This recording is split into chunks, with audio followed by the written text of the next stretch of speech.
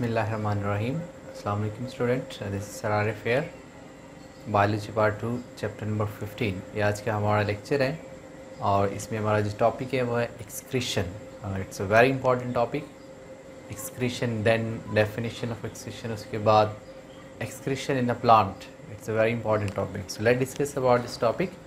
Excretion क्या होता है? एक्चुअल में ऑर्गेनिज्म की बॉडी के अंदर बहुत सा मेटाबॉलिज्म होता रहता है, उसके रिजल्ट में डिफरेंट टाइप के molecules as a waste produce होते रहते हैं। तो उन वेस्ट को बॉडी से रिमूव करना एक्सक्रीशन कहलाता है। स्पेसिफिकली जब हम एक्सक्रीशन की बात करते हैं तो हमारा तलक जो फिर है नाइट्रोजनस वेस्ट से होता है। ठीक है, so excretion that mean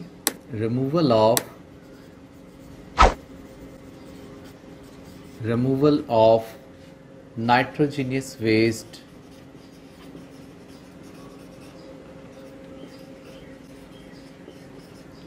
from body is called excretion। ठीक है, अब देखिए बॉडी के अंदर बहुत से मॉलिक्यूल का मेटाबॉलिज्म चल रहा होता है। फॉर एग्जांपल कार्बोहाइड्रेट का चल रहा होता है,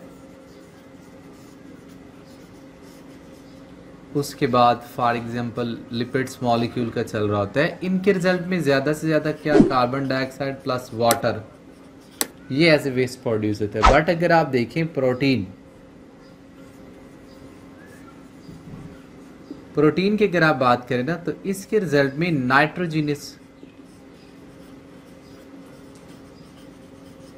नाइट्रोजिनस कंपाउंड प्रोड्यूस होते हैं। अब ये जो नाइट्रोजिनस होते हैं ये सेल के लिए टॉक्सिक होते हैं। ठीक है, तो इनको रिमूव करना ज़्यादा ज़रूरी होता है, because these are highly toxic.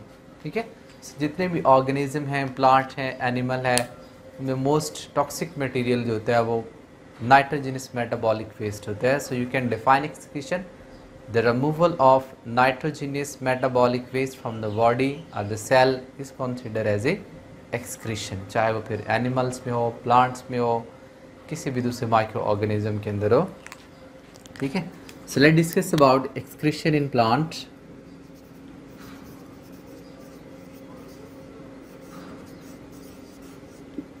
Excretion in plant. So first of all, let's discuss about metabolic waste in a plant कि उनमें कौन से वेस्ट प्रोड्यूस होते हैं। तो इसमें number 1 carbon dioxide, number 2 oxygen, then water, उसके बाद बहुत ज़्यादा salt, then some organic molecule, कुछ ऑर्गेनिक प्रोड्यूस होते हैं, फिर there are many heavy metals. ये सारी की सारी क्या हैं? मेटाबॉलिक वेस्ट है। अब इनको रिमूव करने का डिफरेंट प्रोसीजर होता है। फॉर एग्जांपल आप देखें कि सबसे पहले हमारे पास रिमूवल आ जाती है कार्बन डाइऑक्साइड एंड ऑक्सीजन। अब इनको रिमूव करने के लिए प्लांट के पास क्या है? गैस एक्सचेंज का प्रोसेस है, जो बाय मीन्स ऑफ स्टोमेटा भी होता है, बाय मीन्स ऑफ लेंटिसेल्स भी होता है, और कुछ प्लांट्स ऐसे होते हैं जो रूट्स के ज़रिए भी अपना मेटाबॉलिक वेस्ट रिमूव कर देते हैं। ये कार्बन डाइऑक्साइड, ऑक्सीजन, इनको रिमूव किया जा सकता है। ठीक है, उसके बाद देखिएगा वाटर प्रोड्यूस कहाँ पे होता है? बहुत से प्रोसेस में होता है,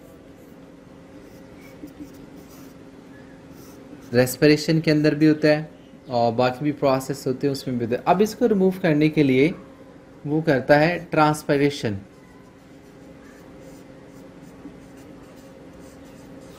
ट्रांसपायरेशन कहाँ कहाँ से हो सकती है? स्टोमेटा, ठीक है, उसके बाद लीव सरफेस से भी हो सकते हैं, जिसे आपने कभी अगर याद हो टर्म्स, आपने गटेशन टर्म्स पढ़ी होगी पार्ट 1 चैप्टर नंबर 14 के अंदर। गटेशन टर्म, वहाँ से ये सारा जो है वो मेटाबॉलिक वाटर जो है वो रिलीज़ कर सकते हैं। ठीक है, इसके अलावा वाटर को ये स्टोर भी कर सकता है रिमूव करने के साथ साथ। तो उसका क्या फ़ायदा, उसमें देखिए वाटर जो होता है ना उसको वैक्यूल के अंदर स्टोर कर लिया जाता है, इसमें स्टोर कर लिया जाता है। अब स्टोरेज का क्या फ़ायदा होता है, हाइड्रोस्टैटिक स्केलेटन यानी हाइड्रोस्टैटिक प्रेशर प्रोवाइड कर रहा होता है।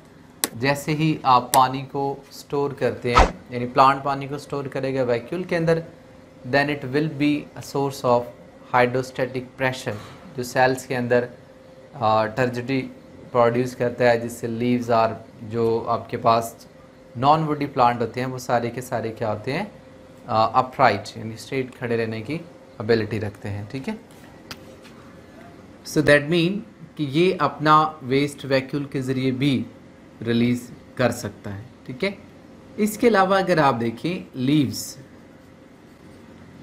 लीव्स के ज़रिए भी ये अपना बहुत सा मेटाबॉलिक वेस्ट रिलीज़ करता है या उसके अंदर स्टोर कर लेता है। अब देखिए बहुत से ऐसे साल्ट्स होते हैं जिनको क्या किया जाता है, लीफ के अंदर स्टोर कर लिया जाता है। ठीक है, ऐसा ऐसा वो स्टोर होता जा रहा था लीव्स के अंदर, तो उससे क्या होगा कि एटलीस्ट जब वो लीफ तमाम मेटाबॉलिक वेस्ट से फिल हो जाएगा ना, तो फिर उसको क्या कर दिया जाता है, शेड कर दिया जाता है। ठीक है, यानी पत्ते को पहले सारा मेटाबॉलिक वेस्ट से उसको भरने के बाद जैसे वो फिल हुआ तो उसको शेड करवा दिया जाता है, मतलब घिरा दिया जाता है। आप देखें आटम्स के अंदर यानी ख़ज़ां में जो लीफ फॉलिंग होती है उसके दौरान क्या होता है, ये अपना तमाम मेटाबॉलिक वेस्ट क्या कर लेता है, रिमूव कर लेता है। ठीक है, so due to this reason leaves are said to be excretophore. It's a very important term, excretophore. ठीक है, it's a very important term. What is excretophore? तो उसका आंसर ये है कि जो लीव्स होते हैं वो अपना मेटाबॉलिक वेस्ट से जब फिल हो जाते हैं तो प्लांट उनको घिरा देते हैं, जिससे क्या होता है कि प्लांट अपने मेटाबॉलिक वेस्ट से रिलीफ हासिल कर लेते हैं।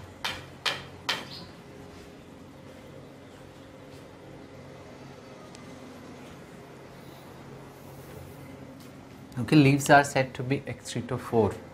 अब ये क्या होता है कि इसमें सारे मेटाबॉलिक वेस्ट भरे हुए हैं, फिर इसकी डेथ हो जाती है और इसको गिरा दिया जाता है। अब ऐसे लीव्स जब यानी इनकी जब फॉलिंग ऑफ होती है तो ये सॉइल के लिए बड़े बेनिफिशियल है। ठीक है, यानी सॉइल में फर्टिलिटी लेकर आते हैं, फर्टाइल सॉइल बनाते हैं। क्यों? क्योंकि इनके अंदर बहुत ज़्यादा मिनरल्स प्रेजेंट होते हैं। ठीक है, इसके अलावा प्लांट अगर आप देखें तो it also use it's stem, कि वो अपने स्टेम को भी इस्तेमाल करता है, ख़ास तौर पर इबोनी प्लांट। इबोनी प्लांट्स जो हैं वो ये काम करते हैं। अब आप देखें स्टेम के अंदर आपको पता है कि वेस्कुलर टिश्यूज़ प्रेजेंट होते हैं। वेस्कुलर टिश्यूज़ में होती है सेकेंडरी ग्रोथ।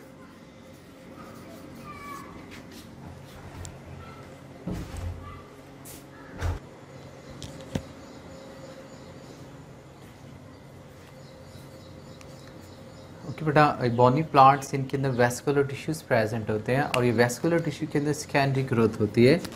तो जो सेकेंडरी ग्रोथ के अंदर आपके पास सेकेंडरी वेस्कुलर टिश्यूज़ बनते हैं। अब ये सेकेंडरी वेस्कुलर टिश्यू बनने से जो प्राइमरी वेस्कुलर टिश्यूज़ होते हैं, मतलब जो पहले से होते हैं प्राइमरी वेस्कुलर टिश्यू, उनके अंदर ये फिर अपना क्या करते हैं, सारा वेस्ट स्टोर कर लेते हैं और उसके रिजल्ट में वो जो प्राइमरी वेस्कुलर टिश्यूज़ हैं they convert into a black would और उसे हार्डवुड भी कहते हैं। अब ये नॉन कंडक्टर होते हैं वेस्कुलर टिश्यू, यानी इनके अंदर पानी या फिर जो उसके साथ फूड है उसकी ट्रांसपोर्ट नहीं हो रही होती। इसमें सिर्फ और सिर्फ क्या होगा, मेटाबॉलिक वेस्ट जो है वो स्टोर किए जाएंगे। अब ये एक तो मेटाबॉलिक वेस्ट स्टोर करने में हेल्प कर रही है, दूसरा ये है कि ये सपोर्ट भी करती है, मतलब it act like a steel rod जो प्लांट को स्टिफ यानी अपराइट सीधा खड़े होने की एबिलिटी प्रोवाइड करेगा। इसी तरह अगर आप देखें, plant also use roots. Plant क्या करता है, रूट्स को भी इस्तेमाल करता है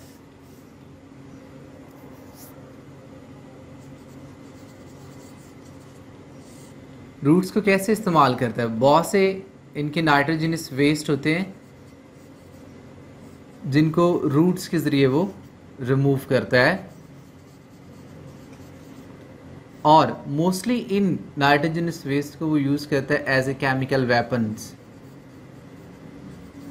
केमिकल वेपन्स किसके लिए, नियर बाय अदर प्लांट्स, यानी एक बड़ा प्लांट है उसके सराउंडिंग में और भी प्लांट ग्रो कर सकते हैं, तो ये प्लांट क्या करेंगे, अपने नाइट्रोजनस वेस्ट को एक टॉक्सिक केमिकल जो प्रोड्यूस किया जा रहा है उसको इस्तेमाल करेंगे एज ए केमिकल वेपन्स, और दूसरे प्लांट को जो क्या करेंगे वहाँ से रिमूव करवा देंगे। ठीक है, so it was all about excretion in plant and it's a very important topic, और इसके अंदर बहुत से शॉर्ट क्वेश्चन भी आपको आ सकते हैं। For example, what are the excretophore, it's a very important question. So next था excretion in animal. Actually excretion in animal अगर आप देखें तो first of all excretory product animals के अंदर, तो उसमें नंबर 1 वाटर जो रेस्पिरेशन प्रोसेस में प्रोड्यूस होता है, उसके साथ बहुत से salts and specifically nitrogenous waste, इनको हमने बॉडी से रिमूव करवाना होता है। नाइट्रोजनस वेस्ट का मेन सोर्स आपके पास प्रोटीन्स होती है, बाकी लिपिड्स कार्बोहाइड्रेट्स उसमें वाटर प्रोड्यूस किया जाता है, लेकिन nitrogenous compound organic compound protein है, यहाँ से बहुत ज़्यादा नाइट्रोजन जो है वो रिलीज़ होता है, नाइट्रोजनस वेस्ट रिलीज होते हैं। यानी कि इसमें आप देखें अमाइनो एसिड होता है, अमाइनो एसिड के अंदर अमाइनो ग्रुप होता है, तो अमाइनो ग्रुप को रिमूव किया जाता है, लेकिन इसे आप रिसाइकलिंग ऑफ अमाइनो एसिड के लिए इस्तेमाल नहीं कर सकते, इसको आपने रिमूव करना है, and the removal of amino group is known as a deamination. फिर इसको किसी तरीके से वाटर के अंदर या किसी और प्रोडक्ट में चेंज करके बॉडी से एक्सट्रीट कर दिया जाता है। ठीक है, मोस्टली जो ज़्यादा क्वांटिटी में नाइट्रोजनस कंपाउंड्स होते हैं उनमें अमोनिया एक्सट्रेक्टिव प्रोडक्ट बनता है, फिर यूरिया और देन यूरिक एसिड, लेकिन जो लोअर क्वांटिटी नाइट्रोजन होती है उनसे जो एक्सट्रेक्टिव प्रोडक्ट बनते हैं उसमें क्रेटेनिन,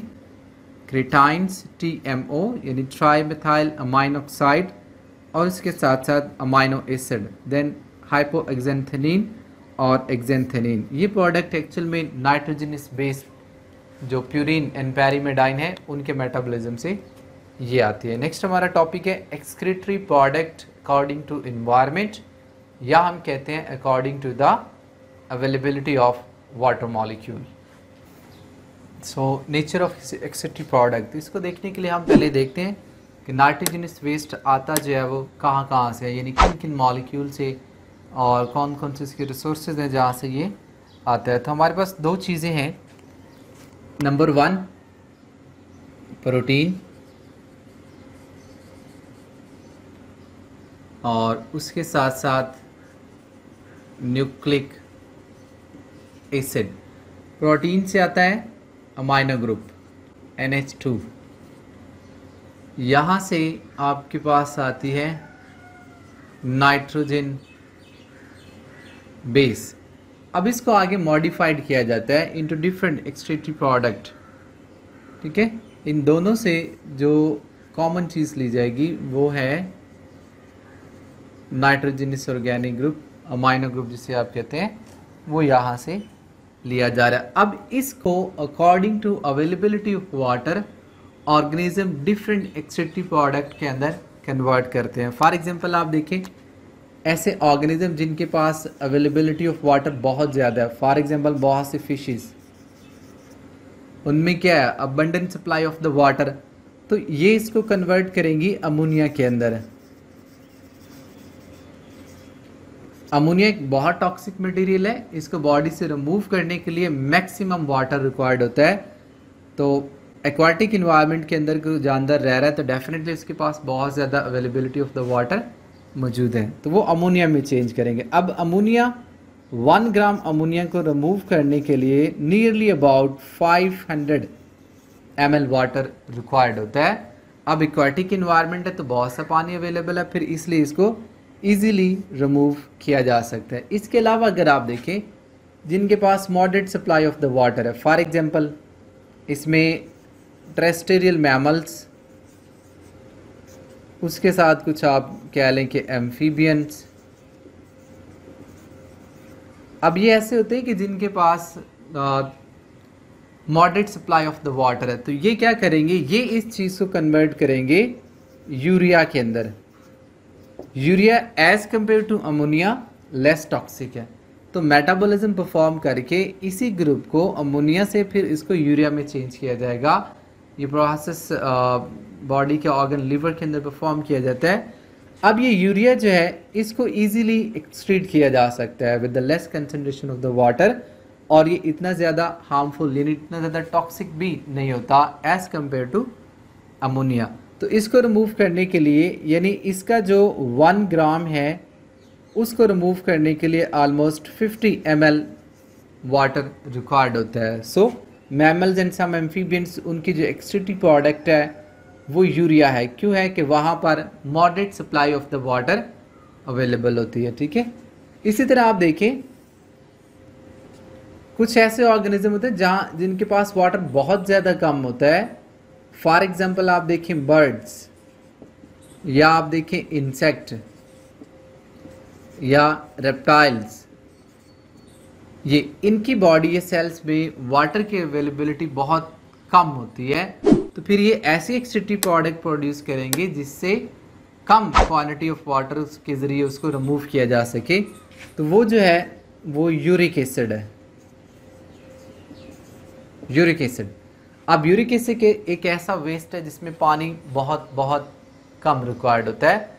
ये सॉलिड फॉर्म में रिलीज़ किया जाता है। आप बर्ड्स के फीसिस को देखें, रेप्टाइल्स को चेक कर लें या इंसेक्ट को देखें, उनके जो डेफिकेशन या एक्सक्रीशन में प्रोड्यूस होता है वो सॉलिड वेस्ट होता है जो कि यूरिक एसिड उसमें मौजूद होता है। ठीक है, तो ये बहुत कम वाटर के साथ ही बॉडी से रिमूव किया जा सकता है।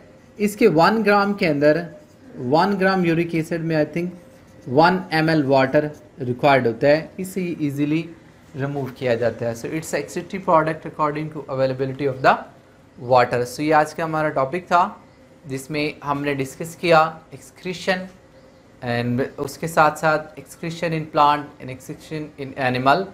अब इसमें जो इम्पॉर्टेंट शॉर्ट क्वेश्चन है उसमें अगर आप देखें तो फर्स्ट क्वेश्चन है व्हाट आर द एक्सक्रीटोफोर, एक्सक्रीटोफोर क्या होते हैं। उसके साथ साथ इसमें आपसे मेटाबॉलिक वेस्ट के बारे में पूछा जा सकता है कि प्लांट के अंदर मेटाबॉलिक वेस्ट कौन कौन से होते हैं। इसी तरह अगर आप एनिमल्स की बात करें तो एनिमल्स के अंदर भी यही पूछा जा सकता है कि कौन से ज़्यादा मेटाबॉलिक वेस्ट हैं और किस किस मॉलिक्यूल में कन्वर्ट किए जा सकते हैं।